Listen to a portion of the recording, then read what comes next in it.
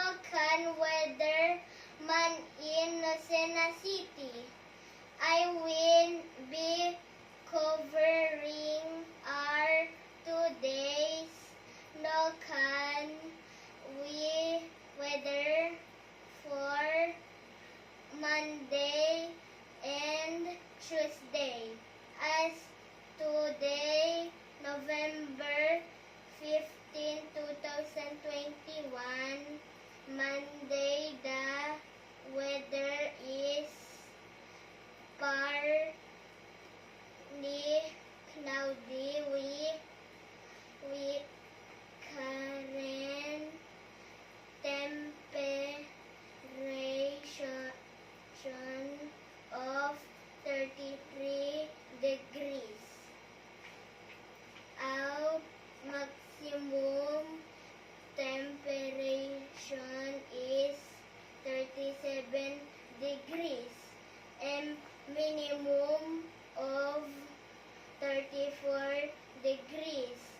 We will have 50% chance of precipitation tonight with the humidity of 76%. And for Tuesday, November 16, 2021, there will be thunderstorm. The temperature is 29 degrees.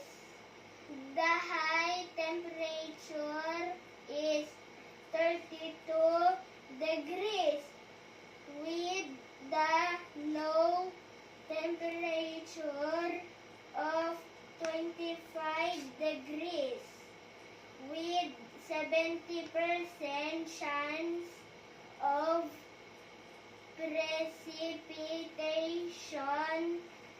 This has been your MSEUF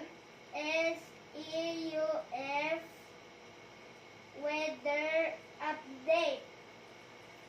Drink not out water. Don't go outside if it is not necessary. I'm Roman McCain Miller reporting. Stay safe.